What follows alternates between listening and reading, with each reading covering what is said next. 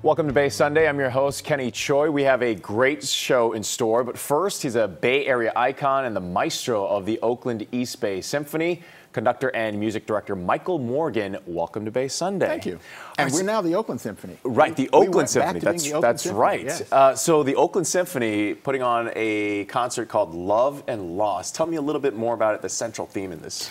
Well, it's around the Rossini, a piece by Rossini called Stabat Mater, and that's a piece about Mary seeing Jesus at the crucifixion. There are lots of composers that wrote Stabat Mater, so this is the one by Rossini.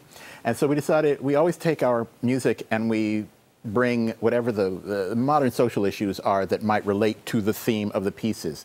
So in our Love and Loss concert, we are talking about things like people being lost to gun violence. We're talking about, lately, you add things like the fire losses, etc. But it's a very healing piece, and that's the idea for the concert. And you'll bring in speakers to talk about No, we those. talk about that beforehand. We don't talk about it during the concert. We talk about it beforehand and in our notes and as we talk to the public about what the concert is about. Right.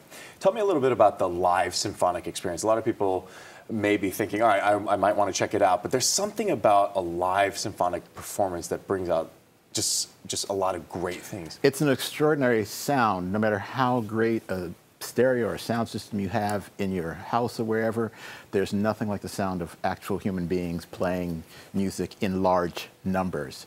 And then you have the added advantage at the Oakland Symphony in that there's a great feeling of ownership between the audience and the orchestra, which you will feel when you're in the building that you might not feel at other orchestras.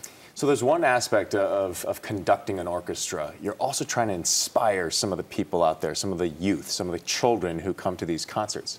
Yeah, our education programs, and we put a third of our budget into education and community engagement. But the idea is that if you're a kid in Oakland, we want you to be able to see a logical path from where you are to where we are, if that is what interests you, which is why we spend so much time in the schools, why we make sure there's music in the schools, why we make sure there are people, that students know how to get to individual teachers wherever they are. So that just so you see, we're not from Mars. You can get from where you are to where we are. And that was your experience too, growing up in D.C. In Washington, D.C. I started out in public schools, never went to anything but public schools, and had chances to conduct orchestras and had a chance to get a really great musical education right from public school teachers, so I have a lot of admiration for them. We're taking a look at some video of you conducting that orchestra. Tell me what's going on through your mind as you're directing some of these musicians. Conducting is really all about disaster avoidance. Okay. That is, you're making thousands of decisions all the time about who needs you and who doesn't need you in order to hold this thing together, because that's what the conductor's main job is, just make sure everything happens at the same time. You've been doing this a long time. Give me an example of a disaster during a performance. If as the conductor, you hear everybody. If you're playing, say, the trumpet over this side of the orchestra and someone's playing the violin over there, they can't possibly hear each other. And so they don't know whether they're playing together or not, except maybe by sight, unless the trumpet player is looking at the bow of the violin. So it's me that has to decide, okay, if this person gets off, how do I get them back without disturbing that one? How often does that happen? Tens of thousands of times during every performance, no matter how great the orchestra is. Right. Sometimes it's audible, sometimes it's not. It shouldn't, if the conductor is good, it should never reach you as the audience. Yeah. We hear it.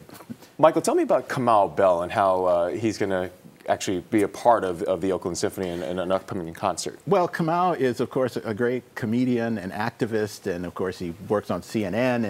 And my idea for years has been to invite great thinkers from other fields to just program a concert for us. So I went to Kamal and asked him, just tell us what to play. And it's on January 19th that we're doing that. And his musical tastes are all over the road. Everything from Fly the Bumblebee to Tears for Fears to Rage Against the Machine, Nina Simone. And so we find a way to do all those kinds of music in one evening. It'll be a really fascinating ride, and he'll be there to talk about why the various pieces are meaningful to him. Yeah, it sounds like a wonderful show. So you've got Love and Loss, you've got, and you've got several other concerts coming up. Our Christmas concert, second weekend in December, where we have 4 choruses on stage as well as a pile of guests, and we're doing holiday music, of course, but also Leonard Cohen and Prince will be celebrated with all the choirs doing music by those 2 gentlemen. So that's that concert. And then in February 9th, we do a big Notes from LGBTQ America, where we have, again, an array of soloists doing music from, and our LGBTQ concert covers all the letters. We cover every letter on that concert.